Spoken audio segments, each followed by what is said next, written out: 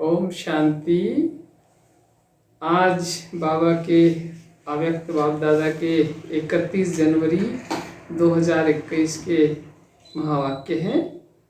आज का टाइटल है 4 बातों से न्यारे बनो। तो बाबा ने आज विशेष 4 बातों से न्यारे बनने के लिए हमें प्रेरित किया है। आज बाप दादा पढ़ाने में बाप दादा हमको कमल आसनधारी का टाइटल दे रहे हैं। ब्राह्मण से देवता बनते हैं, ऐसे इस समय के कमल आसनधारी तुम ब्राह्मण हो। भविष्य के फिर सिंहासनधारी बनेंगे। जो अभी के कमल आसनधारी वो भविष्य के सिंहासनधारी अर्थात भविष्य के राज सिंहासन को धारण करने वाले। तो अभी जो पवित्रता के कमल आसन पर विराजमान होंगे जो आत्माएं, वही भविष्य में सिंहासन पर विराजमान होगी। फिर बाबा ने कहा अगर इस समय कोई अल्पकाल के आसनधारी बनते हैं तो भविष्य काल में भी अल्पकाल के सिंहासनधारी बनेंगे। तो इसीलिए बहुत काल से नहीं तो बहुत काल के नहीं बनेंगे। तो अभी यदि अल्पकाल के लिए कमल आसनधारी तो भविष्य में अल्पकाल के लिए सिंहासनधारी।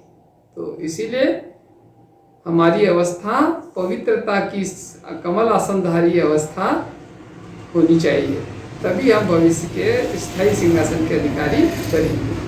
फिर आज बाबा ने यह भी बताया कि कमल आसन विशेष ब्रह्मा बाप समान अति न्यारी और अति प्यारी स्थिति का चिन्ह या सिंबल है। तो जैसे ब्रह्मा बाप अति न्यारे और प्यारे थे, सभी कहते थे बाबा हमारे, सबको बाबा अपने लगते थे। तो सबके अपने होकर भी सदा सबके प्यारे भी थे तो उतने ही न्यारे भी थे, किसी में भी किसी विशेष लगाव नहीं रखते थे। तो ऐसे ही जो बाबा के बच्चे हैं, जो सदा कमल आसनधारी रहते हैं, वही बाबा के समान अति न्यारे और प्यारे बनते हैं। फिर बाबा ने कहा हमें विशेष 4 बातों से न्यारा होना है। आज की मुरली में विशेष बाबा ने 4 बातों से न्यारा होने की बात कही। तो पहली बात है अपने देह अभिमान से न्यारा, कि सबसे ज्यादा होता है कि देह अभिमान के प्यारे बन जाते हैं, तो उससे न्यारा बनना है। बाबा ने कहा कि इस देह भान से ऐसे न्यारे हो जाओ जैसे अज्ञानी मनुष्य आत्माभिमानी से न्यारे होते हैं। जो अज्ञानी मनुष्य होता है उनको आत्माभिमानी की स्थिति से बिल्कुल न्यारे रहते हैं, वो देह भान में रहते हैं सब समय। तो बाबा ने कहा तुम ऐसे न्यारे बनो अपने देह अभिमान से, अपने देह भान की स्थिति से, कि जैसे देह होते हुए भी है नहीं, मैं एक सूक्ष्म आत्मा हूँ, मैं एक दिव्य आत्मा हूँ, मैं एक चैतन्य आत्मा हूँ। ऐसे न्यारे बनो, देह को जैसे भूल जाओ। तो पहली बात बताई बाबा ने कि अपने देह से न्यारे बनना। फिर दूसरी बात कही इस देह के जो सर्व संबंध है इनसे न्यारा बनना है। तो देह के सारे सर्व संबंध किससे है? हमारे नाते रिश्तेदारों से है। तो अनेक प्रकार के नाते रिश्तेदार है, अनेक संबंध है, तो उनसे न्यारे प्यारे बनो। तो सबके अपने होते हुए भी सबसे न्यारे, किसी में भी एकदम ऐसा मोह या ऐसे लगाव या ऐसे झुकाव में ना हो कि उनके ही बन के रह जाए और सबसे एक जैसे हमारा व्यवहार ना हो। तो सारे संबंधों से एकदम न्यारे भी और प्यारे भी, सबके अति प्यारे और सबसे न्यारे। तो ऐसे दूसरी बात बाबा ने कही कि इस देह से सर्व संबंधों से न्यारे, दृष्टि से, वृत्ति से, कृति से, उन सब से न्यारा होना है, किसी में भी हम फंसे हुए ना हो। फिर तीसरी बात कही देह के विनाशी पदार्थों से न्यारे। तो ये तो बहुत बड़ी लिस्ट है, बहुत बड़ा पुरुषार्थ है कि देह के पदार्थों से न्यारे। विनाशी पदार्थ, देह से जुड़े हुए कितने विनाशी पदार्थ है, साधन, सुविधाएं, पदार्थ, खान पान की चीजें, उपयोग की चीजें, पहनने ओढ़ने की चीजें। तो ये सारी चीजें, अगर कोई पदार्थ किसी भी कर्मेंद्रिय को विचलित करता है, अर्थात किसी भी वस्तु में जरा भी आसक्ति भाव है तो उसे न्यारापन नहीं कहेंगे। तो चाहे खान पान की वस्तु हो, चाहे पहनने ओढ़ने की हो, चाहे साधन सुविधा की हो, चाहे जो भी दिखने वाली वस्तु हो, यदि नहीं होती है तो अवस्था न्यारी प्यारी हो जाती है। तो बाबा ने कहा इसीलिए इस बात से भी न्यारा बनना है। फिर चौथी बात कहा पुराने स्वभाव संस्कार से भी न्यारा बनना है, क्योंकि इस पुरानी देह के स्वभाव संस्कार की बहुत कड़े हैं। मायाजीत बनने में यह भी कड़ा विघ्न रूप है, इसलिए इससे भी न्यारा बनना है। फिर बाबा ने कहा चारों ही बातों से न्यारा जो बनते हैं उनको ही कहेंगे बाप समान ब्रह्मा बाप के प्यारे और साथ साथ ब्राह्मण परिवार के भी प्यारे। फिर बाबा ने आज कहा जब चमकता हुआ सितारा व जगमगाता हुआ अविनाशी दीपक बन जाते हो तो भाई भाई का संबंध हो जाता है, इसीलिए फिर दीपावली के बाद भाई दूज मनाई जाती है। फिर बाबा ने आज कहा आसक्ति का स्पष्ट रूप इच्छा है, इसी इच्छा का सक्षम रूप है, सूक्ष्म रूप या महीन रूप है अच्छा लगना।